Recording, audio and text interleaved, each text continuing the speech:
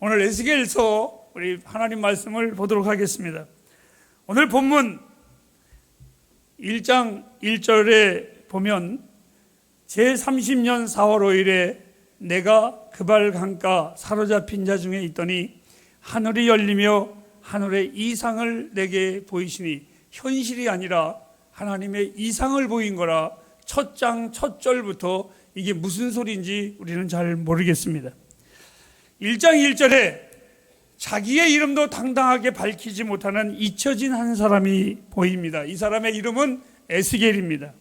국적은 이스라엘이고 본적은 예루살렘입니다. 그의 지금 이 에스겔서를 받을 때의 나이는 30세였었고 이 사람의 직업은 제사장입니다. 바벨론 식민지로 입국한 지 그의 여권에 보면 5년 된 도장이 찍혀져 있습니다. 왜 이스라엘 제사장이 우상의 나라에 바벨론의 포로로 잡혀왔을까? 지난번 잠시 말씀을 드렸다시피 우리가 이사야서를 전할 때에 이스라엘 백성들이 하나님을 의지해야 되는데 남과 북이 따로따로 그 주변의 우상의 나라 강대국을 의지했었습니다. 그런데 오늘 이 이스라엘은 누구를 의지했냐면 강대국 중에 애굽을 의지를 하고 있었습니다. 그런데 어느 날 갑자기 훗날 바벨론이라는 아주 초강대국, 괴물이라고 표현을 합니다. 괴물 같은 나라가 이 애굽을 침공해서 애굽이 무너지고 애굽이 그 나라에 패배해버리고 말으니까 당연히 이 유다는 바벨론의 식민지로 들어갈 수밖에 없었습니다. 자, 이렇게 식민지로 들어가다 보니까 설상가상으로 선지자들은 학대를 당하고 느부갓네살 왕에게 반역을 했다고 해가지고 거의가 다 살해를 당하거나 죽고 말았습니다. 이때에 많은 왕족과 귀인들이 끌려갔는데 그 속에 끌려가 끼어있는 사람 중에 한 사람, 그의 나이가 25살 청년의 때에 이 사람이 끌려갔습니다. 이 에스겔은 제사장의 아들입니다. 그러니까 성전에서 어떻게 하나님을 예배하고 어떻게 하나님을 섬겨야 하는지를 잘 알았었던, 그리고 유대의 율법상 30세가 되면 이제 5년만 있으면 에봇을 입고 정식으로 이스라엘의 제사장이 되는 인물이었었습니다. 그런데 하나님을 섬기지 않는 이 이방 나라에 포로로 왔으니까 지난날 유다에 있을 때의 자기 경력이나 신분, 그 모든 꿈이 물거품이 되어버리고 마른 겁니다. 아무 필요가 없는 겁니다. 우리말에 이런 말이 있습니다. 갓 떨어진이나요? 끈 떨어진 광대와 같이 아무것도 할 수 없는 잊혀진 사람입니다. 저는 평생을 목회를 해왔습니다. 만일 내가 목회를 그만둔다면 나는 무엇을 할까 하고 아무리 생각을 해보았습니다. 제가 처음 박사학위를 받았을 때에 정말 열심히 공부했습니다. 그리고 받아놓고 어느 날 신문을 봅니다. 내가 만일 목회학 박사인데 내 박사학위가 쓸만한 것이 무엇이 있을까 신문에 직업란을 제가 봤습니다. 아무리 직업란을 봐도 내 박사학위는 아무짝에 쓸모가 없더라고요. 그때의 결론은 목회 외에는 없구나라는 것을 생각했습니다. 그와 마찬가지로 이 에스겔 제사장인 그가 이 이방 땅에서 우상을 섬기는 나라에서 자기의 존재는 과연 무엇일까를 생각을 해보면서 나는 잊혀진 사람이구나 라고 생각을 했을 겁니다. 그래서 오늘 우리가 읽은 이 본문 에스겔서 1장 1절부터 5절까지에 보면 바벨론 강가, 그발 강가에서 그는 자기의 신세를 아주 처량하게 구슬픈 망향의 노래라고 유명한 그 글을 이가 읊었습니다. 세상은 잊혀진 사람이라고 하겠지만 하나님은 절대로 잊혀지지 않았습니다. 그래서 어느 날 하나님께서는 이 에스겔을 부르셨습니다. 그리고 그에게 소망을 잃은 백성들에게 하나님의 메시지를 너는 더하지도 말고 빼지도 말고 네 애가 이해가 가든 안 가든 네 생각대로 말하지 말고 고지 곧대로 너는 전하라 라고 이 에스겔에게 하나님이 강력하게 요구하셨습니다. 사실 이는 모태신앙인으로서 뜨뜻미지근하게 신앙생활을 해야 할 사람입니다. 저 역시 하나님 앞에 다시 한번 붙들림 바 되기 전까지는 모태신앙이라 우리는 이런 표현을 씁니다. 모태신앙자들이 예수를 잘 믿는 일이 드물어서 모태신앙이 아니라 못된 신앙이라고 말을 합니다. 뜨뜻미지근하게 클 때가 참 많이 있습니다. 바로 이 에스겔 역시 그런 사람이었었습니다. 그런데 그런 그에게 하나님이 특별한 모습을 보이시면서 그를 사용하십니다. 오늘 이 첫 장부터 끝장까지 제가 아까 서론적으로 잠깐 웃으면서 이야기했지만 여러분도 저도 잘 이해하기 어려운 이야기들로, 이상으로, 환상으로, 계시로, 심지어는 에스겔 자신도 이해할 수 없는 것들로 너무나 많이 자기가 접해버리니까 그 하나님이 그 보여주시는 모든 것들에 이것이다 이렇게 정확하게 말하지 아니하고 말도 아주 애매모호하게 얘기합니다. 제가 제일 싫어하는 말입니다. 예를 들어서 한번 볼까요? 1장 6절 말씀에 하나님이 이에게 환상을 보여줍니다. 각각 내 얼굴과 내 날개가 있고, 즉 다시 말해서 바퀴를 하나님이 보여주시는데 이가 하는 말이 바퀴 같은 것 같으며 이렇게 말을 했습니다. 또 재밌는 것은 26절 말씀에도 보니까 사람의 모양 같더라 이렇게 또 말합니다. 또 3장 3절에 보니까 달기가 다르면 달고 쓰면 쓸지 달기가 뭐라고요? 꿀 같더라 이렇게 표현을 했습니다. 이런 걸 보면 에스겔 역시도 이 하나님의 말씀이 잘 모르는 것 같더라. 이해가 가십니까? 제가 오늘 설교를 하는 것 같더라. 여러분들 아마 속으로 그럴 겁니다. 우리 나리가 날 쳐다보는 눈이 저놈이 억지로 하는 것 같더라. 지금 그런 상황입니다. 더욱이 이 에스겔서 참 재미없는 책입니다. 그리고 이 책이 우울하기까지 합니다. 왜? 1장 2절 처음에 딱 피면 희망이 있고 소망이 있어야 되는데 여호와긴 왕의 사로잡힌 지 이렇게 시작을 해가지고 맨 끝절에 가면 40장 1절 말씀에도 보니까 여기도 우리가 사로잡힌 지 이렇게 시작해요. 전부 다 사로잡히고 그런 것 같고 저런 것 같고 이렇게 끝나다 보니까 우리들이 정말 이 책을 대하기가 굉장히 어렵습니다. 정말 어렵고 힘든 책입니다. 때로는 이 책을 잘못된 신앙인들, 우리가 쉽게 말하면 이단자들이나 정말 이상한 정신병자들, 이 종교인들은 이 책을 인하여 성도들에게 정말 백성들에게 무섭고 두렵게 여겨지도록 하나님의 말씀을 왜곡할 때도 너무나 많이 있습니다. 하지만 이 에스겔서는 결코 그런 책이 아니라 하나님의 영광을 나타내는 거룩한 책입니다. 한마디로 이런 겁니다. 절망의 밤에 소망을 우리에게 보여준 소망의 책입니다. 이 에스겔서는 도표 1부를 우리가 보면 내용의 구성에 대해서는 4부로 나뉘어져 있어서 크게 우리가 관심을 가질 것은 없습니다. 그냥 하나의 예로 여러분에게 소개를 했을 뿐입니다. 에스겔서의 중심의 메시지는 이 에스겔서에 70번이나 한 단어가 계속해서 나옵니다. 여러분, 우리가 코미디의 프로그램 속에 옛날에 빨간 줄로 2번 그면은 중요한 거라 했습니다. 학교 선생님이 2번.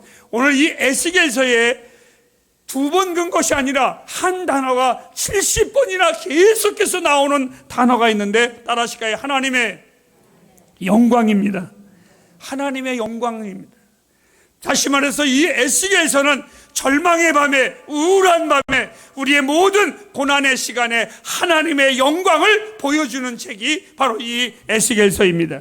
하나님은 어떠한 환경과 여건 속에서도 결국은 당신의 영광을 반드시 드러내시는 하나님이십니다. 하나님은 성경에 이렇게 말했습니다. 협력하여 선을 이루시는 하나님이시라고. 하나님을 믿는 자는 그 모든 것에 능하게 하시는 하나님의 복을 받을 것이라고. 여러분, 우리 하나님은 실수가 없으신 분이십니다. 우리 하나님은 우리를 실망시키지 않으시는 분이십니다. 우리 하나님은 신실하신 하나님이십니다. 사람들이 끝났다고 했을 때에 하나님은 일하기 시작을 합니다. 우리가 할 수 있는 것이 무엇이 있습니까? 우리 아무것도 없습니다. 우리는 정말 아무것도 없습니다. 우리가 항복할 때에, 우리가 내려놓을 때에, 그때부터 하나님이 일하시기 시작을 합니다. 결국 우리의 모두가 선언을 할 때에 이렇게 선언을 해야만 합니다. 오직 우리의 소망은 주께만 있음을 고백하시기를 바랍니다. 이것이 에스겔서가 우리에게 요구하는 신앙의 고백입니다. 하나님은 이 에스겔에게 소망과 희망의 환상을 이에게 네 가지로 보여줍니다. 그 도표 2번을 보면 첫 번째가 폭풍을 하나님이 보여주십니다.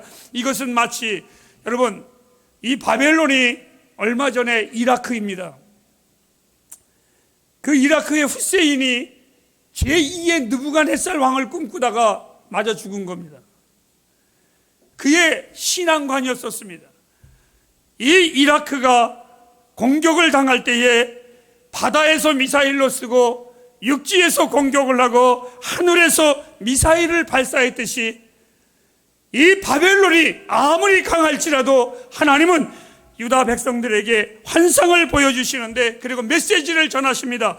본토에서는 에레미야가 외쳤고 바벨론 왕국에서는 다음 주일날 공부할 다니엘이 하나님의 말씀을 외쳤고, 그리고 백성들 가운데, 그 식민지 가운데에서는 에스겔을 통해서 하나님의 준엄한 희망의 메시지를 그 백성들에게 전파했습니다.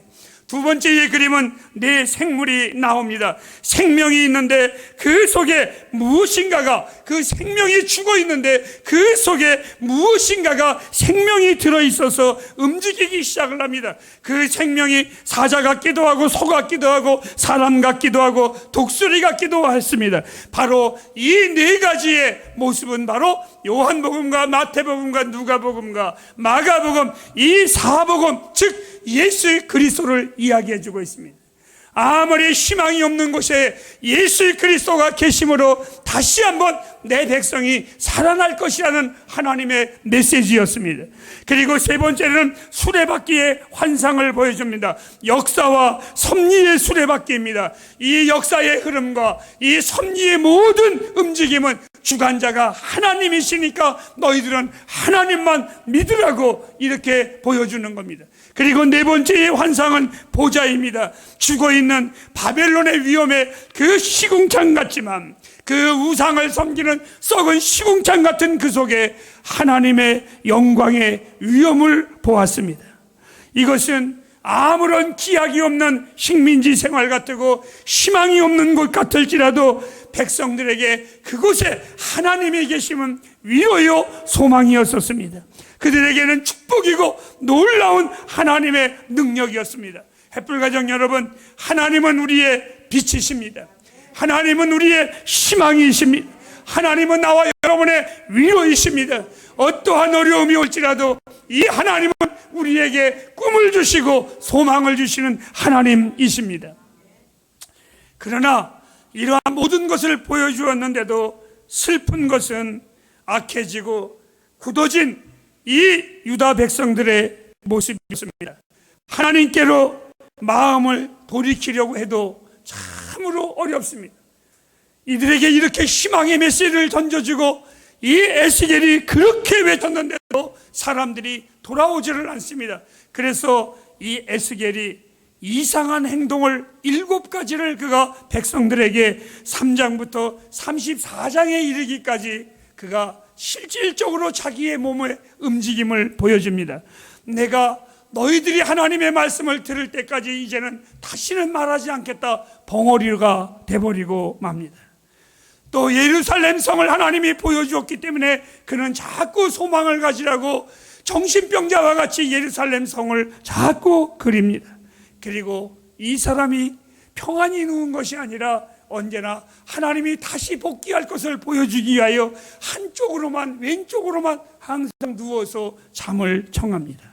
그리고 밧줄로 몸을 묶습니다. 지금 우리가 묶여 있지만 언제인가는 풀릴 것이라고, 언제인가는 풀릴 것이라고. 그리고 머리에 삭도를 대지 않고 기른 것이 아니라 삭도를 대고 자기의 머리를 다 깎아버립니다.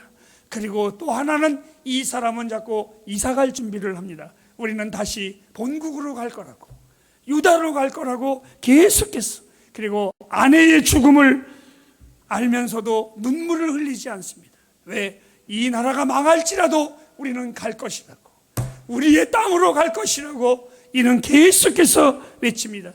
마치 이런 겁니다. 제가 처음에 하나님이 나를 불렀을 때에 제가 하나님 앞에 서운한 것이 있습니다. 서운한 것이 있습니다. 하나님, 내가 목회자로 걸어가는 날 동안에 하나님, 내가 세상의 헛된 것에 눈 돌리지 않을 겁니다. 더럽고 치사하게 복음을 구걸하지 않을 겁니다.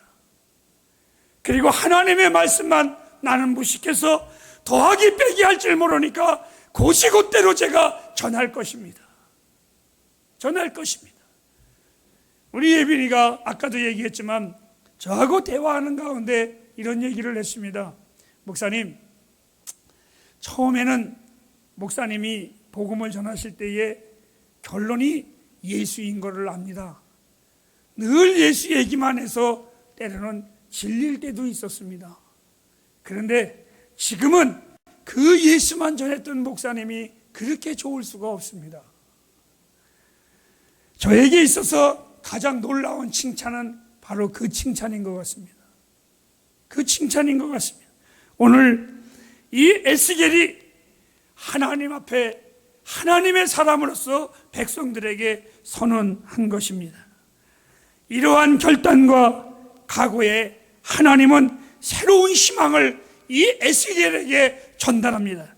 그것이 그 유명한 에스겔서 37장 1절에 보면 에스겔의 마른 뼈의 환상이었습니다. 두 가지를 하나님이 이에게 보여주십니다. 37장 10절 말씀해 보니까 뼈들이 연락을 하기 시작을 합니다. 그리고 죽은 뼈들에게 힘줄이 생기고 가죽이 덮이고 그 안에 하나님의 생기가 드러나며 일어나서 극히 큰 군대가 되는 환상을 봅니다. 사랑하는 햇불가정 여러분, 저는 여러분에게 주의 말씀을 전합니다. 예빈이가 전했던 것처럼 예빈이가 떠날지라도 저는 이 교회에 있는 날까지 하나님 외에는 모릅니다. 이 말씀이 여러분에게 질릴지라도, 내가 전하는 설교가 여러분의 귀에 안 들어올지라도 하나님이 전하라고 했기에 이 말씀 외에는 저는 다른 것은 모르겠습니다. 허나 이 생명의 말씀이 나와 여러분들에게 생명의 말씀이 되어서 우리 햇불교회가 큰 주의 군대가 되기를 주님의 이름으로 기대합니다. 그리고 40장에서 48장에 이르기까지 새 성전의 환상을 하나님이 또 보여줍니다. 포로된 지 수십 년, 이제 하나님은 그의 백성들에게 소망의 메시지를 던져주는데, 다 같이 따라 하실까요? 다시 돌아갈 것이다. 믿습니까, 여러분? 그리고 정말 몇 날이 못 되어서 현실로 백성들은 성전을 향하여 갑니다. 그들이 불렀던 성전에 올라가는 노래 시편 126편은 지금도 이스라엘의 해방의 노래로 불려지고 있습니다. 에스겔서 내용을 다 얘기했습니다. 제가 한숨 쉰 건 지금 제 마음속에 수고 많이 했다. 마치겠습니다. 사랑하는 햇불가정 여러분, 성경의 66권 중에 가장 답답한 책입니다. 설교를 준비하고 전하면서도 뭐라고 전해야 되는지 정말 읽기 어렵고 이해하기 어렵고, 아까 얘기했듯이 에스겔 자신도 이해할 수 없는 이 하나님의 말씀, 그럼에도 우리에게는 반드시 읽혀져야 할 책입니다. 우리 시대의 고민, 내 나라의 아픔과 어지러움, 내 가정의 죽음의 그 어두운 그늘이 올 때에 이 에스겔서는 여러분의 책이고 나의 책이며 우리 모두의 책입니다. 이 에스겔서는 절망의 밤에 소망을 주는 우리의 책입니다. 그 소망이 누구입니까? 바로 하나님이십니다. 하나님만이 우리의 소망이십니다. 하나님만이 우리의 전부이십니다. 하나님의 나라 천국을 믿는 자들은 마땅히 가야 할 것입니다. 그러나 거기까지 이 땅에는 천국을 대신할 것이 교회입니다. 어두운 세상에 빛을 전해야 되고 죄 가운데 있는 영혼들을 향하여 회개하고 복음을 전할 교회가, 그리고 이 어두운 세상에 갈팡질팡하는 세상의 등대와 같은 교회가 꼭 필요합니다. 우리는 하나님의 영광을 나타낼 교회가 되어야 합니다. 하나님의 영광을 드러낼 성도로 세워져 가야만 합니다. 에스겔서 48장 35절 말씀을 다 같이 읽겠습니다. 시작.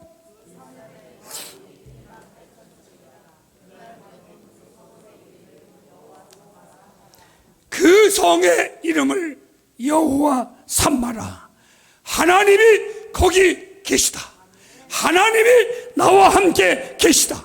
이 외침이 분명한 교회와 성도들이 되길 주님의 이름으로 축복합니다. 기도하겠습니다.